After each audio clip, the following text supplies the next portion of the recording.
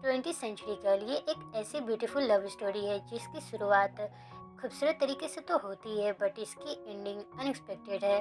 हम सोच नहीं सकते कोई वापस आने का प्रॉमिस करके कभी वापस ना आए। ऐसा क्यों, ये इस मूवी में पता चलेगी। तो सीधे मूवी स्टार्ट करते हैं। मूवी की स्टार्टिंग में हम एक आदमी को देखते हैं जो सुबह सुबह साफ सफाई कर रहा होता। पोस्टमैन एक लेटर डिलीवर करता जो कि एब्रोड से उसकी बेटी बोरा के लिए आया। वहीं दूसरी तरफ स्टूडियो में हम एक लड़की को वॉइस ओवर करते हुए देखते हैं। इसका नाम बोरा है जो एड में अपना वॉइस ओवर करती। बोरा के पास उसके फादर का कॉल आता और कहता, बोरा, जोसेफ नाम का लड़का तुम्हारे लिए पोस्ट किया, क्या तुम किसी फॉरेनर को डेट करी? क्या तुम फिर से गंदी मूवी देखना स्टार्ट कर दी? बोरा कहती, फादर ऐसा कुछ भी नहीं है, आप गलत सोच रहे। बोरा उनके तरफ से भेजा हुआ फोटो को देखती। ये एक मूवी का सीडी होता जिसे देखकर बोरा स्माइल करने लगती। यही समय में बोरा के बारे में दिखाया जाता। साल 1999 जब बोरा छोटी थी तो उसके लाइफ परफेक्ट चल रही होती। उसकी एक दोस्त का हार्ट सर्जरी होने वाला होता। सर्जरी के लिए यूएस जाने वाली होती बट अचानक से जाने के लिए मना कर देती। बोरा अपने दोस्त योंडू के पास आती। बोरा पूछती, तुम यूएस क्यों नहीं जा रही? तुम्हारे लिए सर्जरी जरूरत है। योंडू कहती, बोरा, कुछ दिन पहले मैं एक लड़के से मिली, काफी हैंडसम है। वो शॉप में कपड़े का नापी देने के लिए आया। मैं जब नापी लेने के लिए गई तो मैं अपने आप को चोट लगा ली। उसने मुझे हेल्प किया। मैं उसे देखते ही पसंद करने लगी। मेरा हार्ट जोर जोर से धड़कने लगी। वो हमारे स्कूल में ही पढ़ा करता। अब यहाँ पर दोस्त की लव लाइफ की बात आ गई तो बोरा 2 ईमेल आईडी बनाती। योंडू को यूएस जाने को कहती और खुद उस लड़के के बारे में पता लगाकर हर एक अपडेट योंडू को बताने का बात करती। यहीं से योंडू यूएस के लिए चले जाती। वहीं बोरा जल्दी से स्कूल के लिए निकलती। बस बच्चों से भरी होती तो एक लड़का जिसका नाम ह्यूंजुन है वो अपना सीट देता। ये वही लड़का है जिसकी बात योंडू कर रही होती। बोरा नेम टैग देखकर समझ जाती कि ये वही लड़का है जिसके बारे में योंडू बात कर दी। बोरा स्कूल में उस लड़के का पीछा हर वक्त करने लगती। कैसे उसके बारे में पता लगाया जाए, कैसे क्या करे। हर एक नज़र उस लड़के पर होती। ह्यूजिन क्या पीना पसंद करता, उसका हाइट कितना है, घर कहाँ पर है, उसकी दोस्त कौन है, कौन से क्लब ज्वाइन करने वाला, वो सब के बारे में पता लगाती। ह्यूजिन ब्रॉडकास्टिंग क्लब ज्वाइन करने वाला होता तो बोरा ये क्लब ज्वाइन करने के लिए ऑडिशन देती। बोरा को सिलेक्ट कर लिया जाता बट ह्यूजिन अपना नाम वापस ले लेता। बोरा इस बारे में योंडू को बताती। योंडू से प्रॉमिस करती, सेम क्लब नहीं रहा तो क्या हुआ, मैं तुम्हारे लिए कुछ भी करने के लिए तैयार हूँ। उसका एक फ्रेंड वुनहो ब्रॉडकास्टिंग क्लब का मेंबर है तो वो है ना, उसके जरिए पता लगा लूंगी। एक दिन हंसिन किसी का कॉल कर रहा होता। बोरा उसका नंबर देखने के लिए अपनी नजरें फोन बूथ पर रखती। सब नंबर तो पता चल जाती बट लास्ट का नंबर वुनहो के वजह से नहीं देख पाती। अब जैसे भी करके नंबर मालूम करना था तो बोरा टेलीफोन बुक में से सेम ह्यूजिन के नंबर की तरह नंबर पर कॉल करती कि काश इनमें तो कोई तो नंबर निकले। बोरा हर एक नंबर पर कॉल करती। बोरा पूछती, क्या हिंजुन से बात हो सकता? सब रॉन्ग नंबर कहते हुए कॉल रख देते। इस तरह से कई बार बोरा ट्राई करती बट हिंजिन नहीं मिलता। आखिरी नंबर पर जब बोरा कॉल करती है तो हिंजिन का पास कॉल लगता। बोरा खुश हो जाती।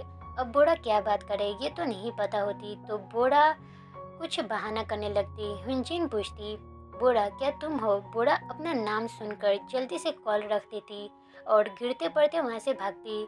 स्कूल में वुनहो बोरा से कहता, क्या कल तुम ही थी? तुम ह्यूजिन का पेजर नंबर क्यों लेना चाहती? तो बोरा कहती, तुम हर वक्त ह्यूजिन प्रिटेंड क्यों करते? तुम उसके कपड़े क्यों पहना करते?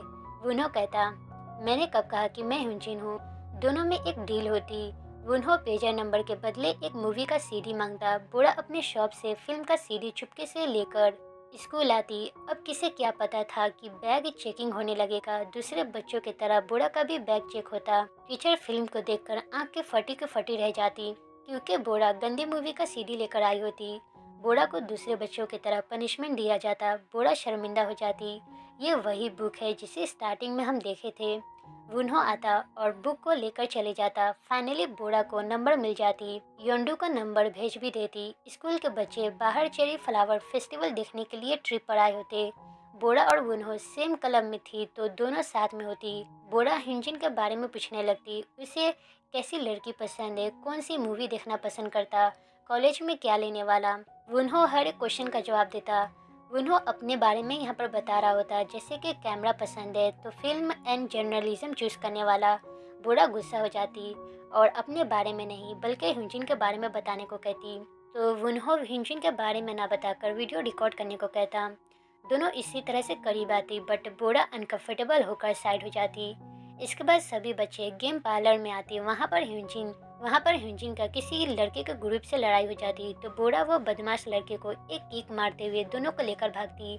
पुलिस मौजूद होती है तो वो सब लड़के पुलिस को देखकर भाग जाते। बूढ़ा के पाँव में चोट लगी होती तो वुनहो डॉक्टर से दिखाने को कहता। अगले ही दिन बूढ़ा ह्यूजिन के साथ घूमने के लिए जाती। बाद में दोनों कैफे आते जहाँ पर वुनहो काम करता। ह्यूजिन बूढ़ा को डेट पर चलने को कहता तो बूढ़ा ये सुनकर मना करते हुए भाग जाती। वुनहो बूढ़ा को भागते हुए देखकर उसके पास आता और क्रच देता। बैंडेज खुली होती है तो बैंडेज लगाता। वुनहो एक शांत और इनोसेंट टाइप का बंदा है, वहीं ह्यूजिन बिल्कुल अपोजिट एक प्ले बॉय टाइप का बंदा। बूढ़ा इस बारे में योंडू को बताने का सोचती बट वो नहीं बताती। इसके बाद ही हम इन सभी बच्चे को ट्रिप में बाहर आते हुए देखते। सभी बच्चे एंजॉय करते। रात को टीचर राउंड लगाते हुए जब चले जाते हैं तो सारे गर्ल्स लाइट ऑन करते हुए ड्रिंक करने लगती। सभी गर्ल्स कुछ ज्यादा ही ड्रिंक कर ली होती।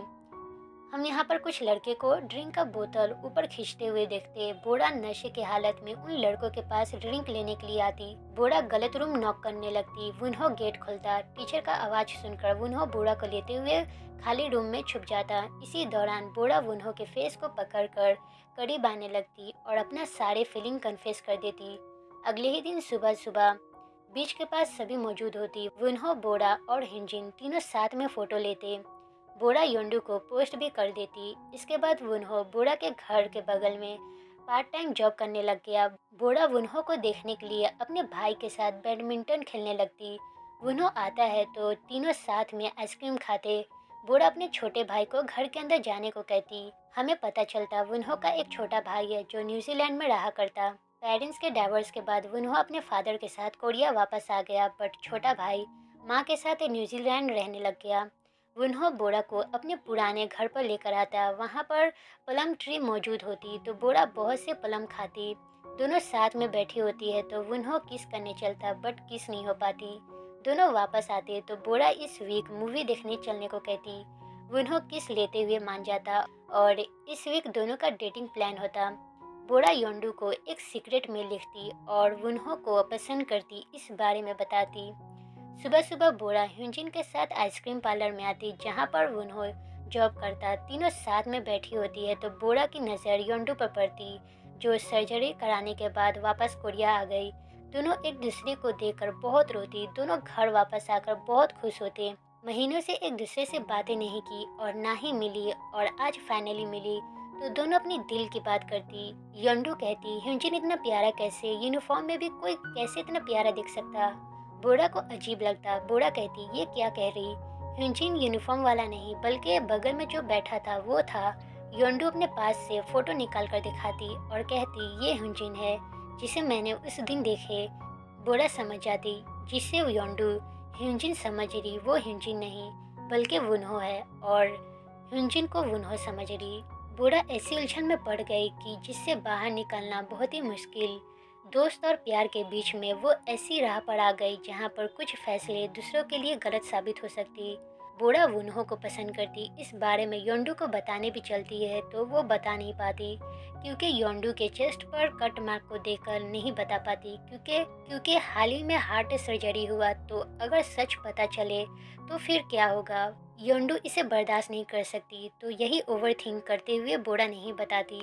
बूढ़ा दोस्ती के खातिर प्यार को सेक्रीफाइस करने का डिसाइड करती तो बूढ़ा वुनहो को इग्नोर करना स्टार्ट कर देती। ना ही उसका कॉल को रिसीव करती और ना ही उससे मिलने के लिए जाती।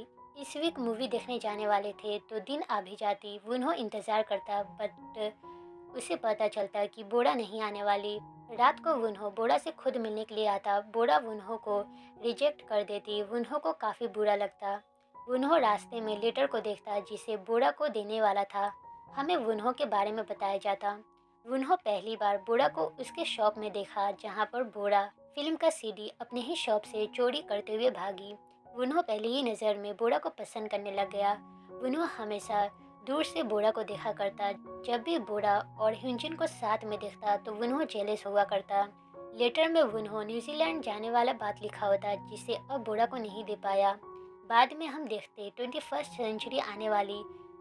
सेंचुरी आने में कुछ ही महीने बाकी है, तो ब्रॉडकास्टिंग क्लब 20th सेंचुरी का एक मेमोरेबल वीडियो बनाते जिसके लिए सबका इंटरव्यू लिया जाता। इसके बाद ये चारों घूमने के लिए आते, सभी काफ़ी मज़े करते। योंडू की अभी अभी सर्जरी हुई तो वो बड़े राइड पर नहीं जा सकती, तो बोरा ह्यूजिन को लेकर रोलर कोस्टर राइड के लिए निकलती और योंडू को वुन्हो के साथ कुछ टाइम स्पेंड करने का मौका देती। बट वुन्हो बोरा के पास आकर ह्यूजिन को योंडू के पास भेज देता। ह्यूजिन कहता वुन्हो प्यार में बिल्कुल पागल होकर है, ऊंचाई से डर लगता बट फिर भी बोरा के लिए कुछ भी करने के लिए तैयार। योंडू जब ये सुनती है तो उसे बहुत ही बड़ा धक्का लगता क्योंकि उसकी बेस्ट फ्रेंड इतना बड़ा सच छुपाई। वहीं बोरा वुन्हो को घबराते हुए देखकर शांत होने को कहती। वुन्हो बोरा को हाथ पकड़ते हुए जोर से चिल्लाते हुए कहता, आई लाइक यू बोरा। इसके बाद वुन्हो बोरा को थैंक्स कहता हर एक चीज के लिए जो अब तक बोरा करते आई। न्यूजीलैंड जाने के बारे में बताता बट बोरा एक बार भी वुन्हो को नहीं रोकती क्योंकि अपने दोस्त का दिल नहीं तोड़ना चाहती। बोरा और योंडू घर वापस आ रही होती है तो योंडू पूछ लेती, तुमने ये सब क्यों किया? तुम वुन्हो को पसंद करती तो छुपाने की क्या ज़रूरत? तुम्हारे लिए अगर मुझे वुन्हो को छोड़ना पड़े तो मैं उसे भी छोड़ने के लिए तैयार। तुम कैसे मेरे वजह से अपने फीलिंग को इग्नोर कर सकती?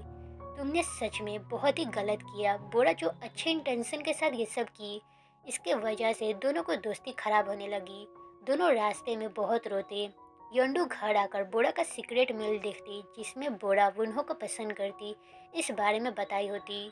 योंडू रीड करते वक्त उसे पता चल जाता कि बोरा सच में वुन्हो को पसंद किया करती बट दोस्ती के खातिर अपने प्यार को सेक्रीफाइस करने के लिए भी तैयार। तो अगले ही दिन योंडू वुन्हो से मिलती। योंडू अपना फीलिंग बताती और बोरा वुन्हो को पसंद करती इस बारे में भी बताती। योंडू कहती, बोरा तुम्हें पसंद करती बट वो मेरे वजह से तुम्हें नापसंद करने का बात कर रही। हमेशा से बोरा मेरे लिए अपनी पसंद सेक्रीफाइस करती आई और आज भी वही कर रही। वुन्हो योंडू की बातें सुनकर बोरा से मिलने उसके घर आता बट वहाँ पर कोई नहीं होता क्योंकि बोरा का भाई को अचानक से हॉस्पिटल एडमिट करना पड़ा। बोरा और उसके फैमिली हॉस्पिटल में स्टे करके है तो वुन्हो कई बार बोरा को कॉल करता मैसेज करता बट कोई रिप्लाई नहीं आता। रात भर बोरा के घर के पास बैठकर इंतजार करता बट सुबह होने के बाद भी बोरा नहीं आती तो वुन्हो घर चले जाता। बोरा जब स्कूल आती है तो योंडू बोरा को वुन्हो के पास जाने को कहती। आज वुन्हो जाने वाला है तो जल्दी से जाओ, ह्यूजिन बाहर में वेट कर रहा। बोरा दौड़ते हुए ह्यूजिन के पास आता। ह्यूजिन फास्ट ड्राइव करते हुए स्टेशन आता जहाँ पर वुन्हो ट्रेन का इंतजार कर रहा होता। बोरा वुन्हो के पास आकर रोते हुए कहती, वुन्हो माफ़ कर दो, मैं तुम्हें मूवी के लिए इनवाइट की, मैं खुद तुम्हारे पास नहीं आई। मैं तुम्हें पसंद नहीं करती, ये झूठ था। तुमने न्यूजीलैंड जाने का बात की है, मैं तुमसे इस बारे में कुछ नहीं की। ऐसा नहीं था, मैं नहीं चाहती कि तुम जाओ बट मैं क्या कर सकती। वुन्हो बोरा को हक करता और कहता, बोरा मैं तुम्हें बहुत पसंद करता, मैं वापस आऊँगा, बस तुम थोड़ा वेट करना, तुम बस थोड़ा वेट करना। बोरा भी कहती, मैं भी तुम्हें बहुत पसंद करती। यही सब जब बातें कर रहे होते हैं तो ट्रेन आता। वुन्हो बाय करते हुए चले जाता। दोनों बहुत रोते। लव कन्फेस भी हुआ तो अब अलग होना पड़ रहा। वक्त आहिस्ता आहिस्ता पास होने लगती। बोरा वुन्हो को हमेशा मेल करती, हमेशा दोनों टच में रहते। But new year 21st century का पहला दिन सेलिब्रेट किया जाता। बोरा वुन्हो के मेल का इंतजार करती बट कोई मेल नहीं आता। बोरा मेल करती बट वुन्हो की तरफ से कोई रिप्लाई नहीं आता। बोरा वुन्हो का इंतजार करने लगी बट वुन्हो का कोई खबर नहीं आया। कॉलेज के लिए बोरा सियोल चले भी जाती। सियोल में आने के बाद भी बोरा कभी भी वुन्हो को भुला नहीं पाई। ब्लाइंड डेट पर एक लड़के से मिली, लड़का का नाम वुन्हो निकला। बोरा नाम सुनकर रोने लगती। वो फोन बूथ के पास आकर वुन्हो को कॉल करती बट कोई रिस्पॉन्स नहीं आता। बोरा नाराज होकर रोते हुए कहती, वुन्हो मैं तुमसे नफरत करती, मैं तुम्हें भुला दूंगी, कभी याद नहीं करने वाली। बोरा बहुत रोती। अब सीन प्रेजेंट में आता। बोरा सियोल से होम टाउन वापस आ गई। घर पर एक पैकेज को देखती। बोरा वही अडल्ट मूवी को देखती जिसे जिसे पहले वुन्हो बोरा से मांगा। बोरा एक एड्रेस पर आती जहाँ पर जोसेफ नाम का लड़का किसी के याद में एग्जीबिशन रखा। बोरा एग्जीबिशन देखती, ये किसी के याद में रखा गया। द इटर्नल स्प्रिंग रिमेम्बरिंग वुन्हो, साल 1983 टू 2001। बोरा के सामने जोसेफ नाम का लड़का आता। ये वुन्हो का छोटा भाई है जिसके बारे में वुन्हो हर वक्त बोरा से बात किया करता। जोसेफ कहता वुन्हो बोरा से बहुत प्यार करता था। बोरा के लिए कोरिया वापस भी आने वाला था बट किस्मत कुछ और चाहती थी। 15 साल बाद मुझे भाई का कुछ सामान मिला जो बोरा से रिलेटेड थी। मुझे लगा तुम्हें ये देखना चाहिए, तो मैंने एग्जीबिशन अरेंज किए। आप वुन्हो के लिए बहुत ही खास थे, बोरा कहती। मैं चाहती थी मैं उसे भुला दूं, बट मैं कभी उसे भुला नहीं पाई। बोरा घर आते हुए वुन्हो का बनाया हुआ वीडियो देखती। बहुत सी पुरानी यादें कैप्चर की होती, जिनमें वुन्हो की नज़र हर वक्त बोरा पर थी। इन वीडियो में बहुत सी क्लिप ऐसी होती जिसे देखकर बोरा हंसती, तो कुछ सीन में रोती। लास्ट में वुन्हो का भाई वुन्हो को कोरिया जाने को मना कर रहा होता और बोरा को भुलाने को कहता, तो वुन्हो कहता वो तुमसे बड़ी है तो तुम उसे सिस्टर क्यों नहीं कहते। आज न्यू ईयर है तो तुम उसे विश क्यों नहीं करते। जो उसे विश करता, वुन्हो सामने आकर बोरा से कहता, सुबह का 4 बज रहे, आज न्यू ईयर है, वहाँ पर 2 बज रहे होंगे ना। थोड़ी देर और रुक जा, मैं तुम्हारे पास जल्द ही वापस आने वाला। हम 21st सेंचुरी साथ में सेलिब्रेट करेंगे और मैं ये सेंचुरी तुम्हारे साथ गुजारना चाहता। ये लास्ट वीडियो वुन्हो की तरफ से बोरा के लिए था, जिसे देखकर बोरा बहुत रोती। बोरा आज कई साल बाद देखी, बोरा की आंखों में आंसू आने लगती, क्योंकि वो समझ गई वुन्हो कभी उसे धोखा नहीं दिया। वो हमेशा बोरा का ही था। बोरा बहुत रोती और यहीं पर ये मूवी का एंडिंग होता।